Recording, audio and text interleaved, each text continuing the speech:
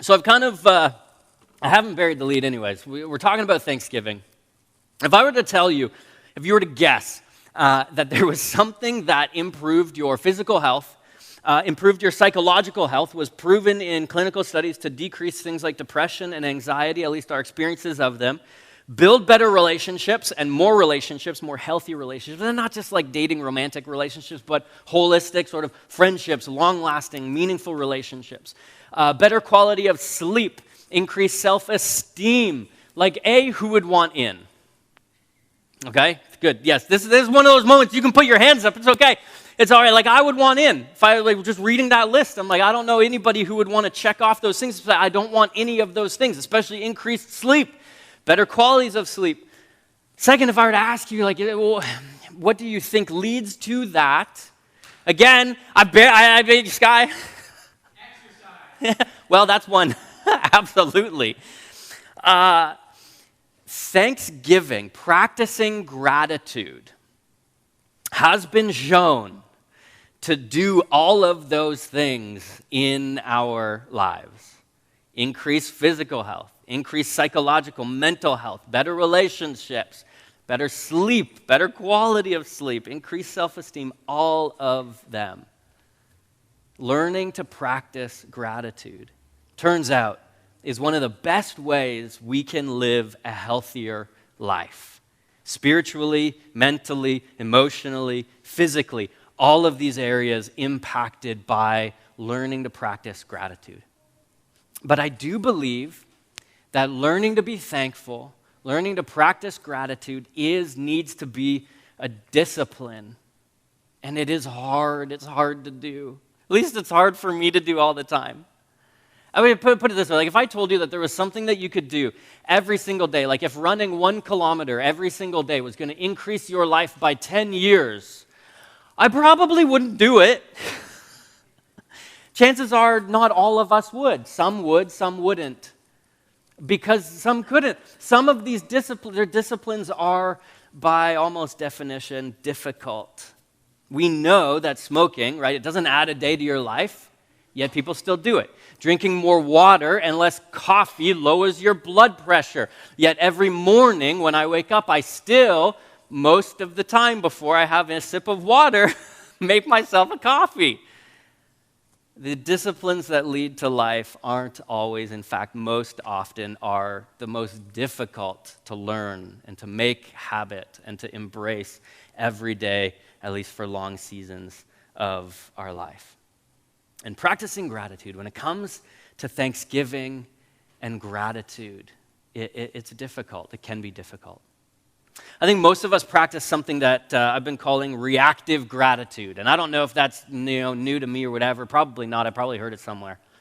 But when it comes to practicing Thanksgiving or being thankful, being grateful, I think most of us practice this reactive gratitude. It's the thing ingrained in us from childhood. It's what I ask my kids to do before they can be excused from the table after they've eaten a meal. It's to say thank you for the meal. To say thanks to whoever has made that meal. Most often it's Connie, sometimes it's me, other times it's a lot more difficult because they can't call up Burrito Banditos and say, hey, I need to talk to whoever put the burrito together. It's hard, right? But it's that thank you for what I have received. It's the gratitude, it's the gratefulness that you show for the things that you receive. And we teach it from an early point in life. We learn it from early points in our life. It's thank you for, in their case, thank you for this meal. May I be excused. And I think many of our prayers of thanksgiving, many of our practices of thanksgiving and gratitude follow this type of formula. God, thank you for my family. Thank you for my job. Thank you for my retirement from my job. Thank you for a roof over my head. Thank you for food on the table. Thank you for blessing in my life. Thanks that I experienced peace in the middle of. Thanks that I overcame my battle with, insert health condition, right? Psalm 34, it's an important psalm to me. Part of it is on my arm. I prayed to the Lord and he answered me. He freed me from all my fears. Those who look to him will be radiant with joy. No shadow of shame will darken their faces. Hear this. In my desperation, I prayed and the Lord listened. He saved me from my troubles. So the psalmists knew how to give thanks to God for what God had provided in their lives, what they'd experienced in their lives. I sought the Lord, and he answered me. So I blessed the Lord because he answered me. I give thanks to the Lord because he answered me. Reactive gratitude. God, thank you for. And it's not bad practice. It's a good prayer to pray. It's a good way to be thankful. It's good moments of gratitude, right? I sought the Lord, and he answered me. But I just don't think that it's always the full picture of what thanksgiving can look like and maybe ought look like for the follower of Jesus. Psalm 100 says, for giving grateful praise. That's the little tagline. It says, shout for joy to the Lord, all the earth. Worship the Lord with gladness. Come before him with joyful songs. Know that the Lord is good. He is he who made us. We are his. We are God's people. We are the sheep of God's pasture. Enter his gates with thanksgiving and his courts with praise. Give thanks to him and praise his name, for the Lord is good and his love endures forever. His faithfulness continues through all generations. You see, as you work your way through the Psalms, specifically the Psalms of thanksgiving, which kind of by definitions are also Psalms of praise, what we begin to see is not only this practice of a reactive gratitude, thank you for, but it's the practice of like proactive thanksgiving, proactive gratitude. The Psalms reveal this deep gratitude toward God, not for what God has done, at least not primarily, but for who God is, for God's character. Proactive gratitude for the follower of Jesus focuses less on circumstances of our lives and more on the character and attributes of God. As we're practicing proactive gratitude, it's about focusing on the character of God, who God is, and not the circumstances of your life. Over the long weekend, it was a whole lot of things came together, but it was a long weekend. It was my mom's 65th birthday. I probably shouldn't say that in a recording. I'm sorry, Mom. But my whole family got together. And, my brother and his family, my sister and her family, like all the grandkids were together. It feels like it's been a long time since that happened. And while we were there, I was messing around with my brother's GoPro camera. He rides a motorcycle, has a GoPro that he has mounted on his motorcycle. And GoPro cameras, along with all sorts of action cameras, the little ones that, like, if you've ever seen a camera stuck to somebody's head or to their chin, and you're like, hey, that's goofy, it's probably a GoPro. Like, that's what we're talking about here. They have built in what's called horizon lock stabilization.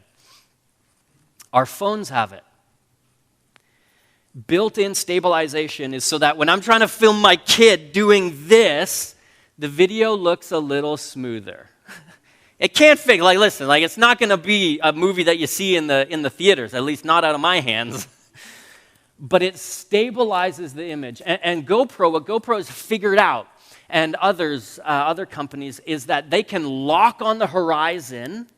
And so no matter what you're doing this way, the horizon stays level and smooth.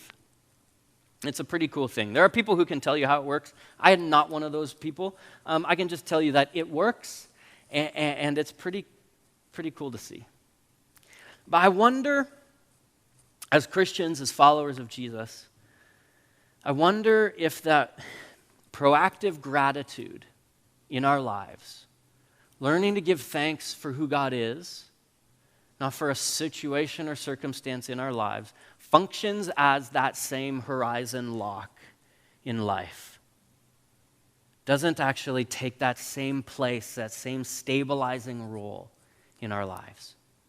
Hebrews 12 begins this way. Therefore, since we are surrounded by such a great cloud of witnesses, let us throw off everything that hinders and the sin that so easily entangles, and let us run with perseverance the race marked out for us. Okay? All of that is good, but it's leading up to this. Fixing our eyes on Jesus, the pioneer and perfecter of our faith. Fixing our eyes on Jesus sounds great, right? And it may be easy for you to do. And if that is you, we have something to learn from you. It may be more difficult to do. I think the number one way, if you're like, yeah, it sounds good to fix my eyes on Jesus, regardless of the circumstances of my life, regardless of what it is that I've experienced, and learning to be thankful in that way, if that all sounds good, I think the number one way we can learn to do that is by praying the Psalms of Thanksgiving. And not simply this reactive thanksgiving for the things we have in our lives, the people we have in our lives, the circumstances, situations, all of it good, but for who God is. Fixing our eyes on Jesus is, praying the Psalms of Thanksgiving is, learning this proactive gratitude is the stabilization that the follower of Jesus needs. I think all people were created to have, regardless of situation or circumstance. As we learn to practice, as we learn to pray the Psalms of Thanksgiving, as you work your way through, I think what you find is that you're able to build a habit of practicing gratitude regardless of what is going on in your life. And those habits that we build, the routine of that practice begins, in fact, to give us a horizon lock. Something that keeps us looking beyond, something that keeps us focused. Something that helps us navigate the bumps and the turns and the twists and the jarring motions of life. 3 things that I have found helpful. I just kind of want to give you 3 practical suggestions, right, of what might help you practice gratitude today. Like, seriously, you can go away and do this today. And I'm giving you 3 practical steps because I got to be honest with you. Gratitude is not always my first, the first go-to emotion in my life. So I mentioned we have Roger's at home. We have Roger's cell phone. We have Roger's home phone. We have Roger's internet. Well, like everything is with Roger. We have Roger's TV. Like everything is with Roger. So this weekend when it went down, like we lost everything. And my first move, my first emotion, my first thought, my first experience was not to say, hey, I'm sure grateful I get to spend an entire uninterrupted read with my kids day, like just settle in with my family. I got to tell you, like that was maybe the 3rd emotion. I don't know how many down the road. But I sure wasn't grateful for the opportunity that was presented to me, at least initially. Turns out it was a wonderful day. So 3 things that I've found helpful for me in moments like that, when I'm maybe tipped away from Thanksgiving and gratitude, that help tip me back. Keep a section of your journal open exclusively for gratitude every single day. So first, okay, you got to keep a journal. And then, here's the important part. Something shifted in me when I made a conscious decision to write my emotions down, to name them, because you got to face them. And then you can start building from that, facing them. You can start being proactive, choosing to be grateful in moments. And so every single journal I keep, it's not going to surprise you, like I've got 3 or 4 on a go. I can tell you where 2 of them are. At the very beginning of every single day, there's a moment where I try to be thankful. And listen, like I'm grateful for my family, I'm grateful for my kids, I'm grateful for those moments. And that's how it started. And the more I build the practice, the more I build the discipline, the more I build the habit, the more I try to focus on who God is in God's nature and God's character as a loving, a just, a merciful, a careful, a caring God, right? One who is present, all of those things. And then because of that I know to be true in who God is, here are some of the things in my life immediately where I've seen that come to bear. And so even like the Saturday journal for me, my Saturday entry, probably like wouldn't have naturally begun. God, thanks for this quiet day of rest. God, thanks for this peaceful moment. You're forced into that as a practice if you try to do this. So keep a section every day. Try to write it down. Try to begin with gratitude. That's number 1. Number 2, finding language that triggers gratitude. Okay? And that's not always like good language. Sometimes it's, when I find myself thinking, hey, I deserve, right? Choosing in that moment to say, God, I am grateful for. I'm grateful I have. Right? Whenever I begin to feel resentment right, about a situation or toward a person or opposite. Like, God, give this to me as an opportunity to be thankful for somebody that is in my life or for the ways I've experienced this relationship. And so it's, if I begin to feel or think resentment, it's, God, thank you for a person, for a relationship, for a way I've experienced your goodness and your grace in another way. Number 2, right? Find language that for you can just help trigger moments of gratitude. And at that moment, right, in that moment, you can go down one of 2 entirely different paths, emotionally, mentally, physically, all of it. And choosing in those moments to help kind of arrest the motion toward resentment, toward maybe frustration, anger, those types of emotions, and toward gratitude. Number 3, say thank you out loud enough times that it feels painfully awkward. This is another thing that I've just learned in my life. I feel and think in my head gratitude a lot more than I actually say it out loud. And so what I have found, and to be perfectly honest, is in my marriage, I can walk away from a situation grateful for something that Connie has done or said, and whether it's 3 hours later, 3 days later, realize, because I realize it on my own or because it comes back up in conversation, that I didn't actually voice that. I may have thought it, but it didn't come out. And so I found that there's moments where I thought I was being thankful. Maybe I even was being grateful. But what has helped take it that step further is to say it out loud, to choose to say it out loud, whether to yourself, whether to God, whether to others in your lives, whether just get it in many of the same ways as writing these things down, help name it. Saying it, speaking it, just helps name the gratitude, helps name the thanksgiving.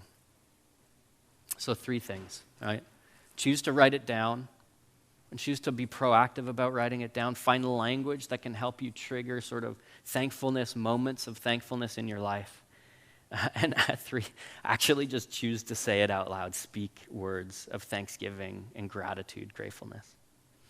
What I want to do today, this morning, is just end really simply by reading from Psalm 111.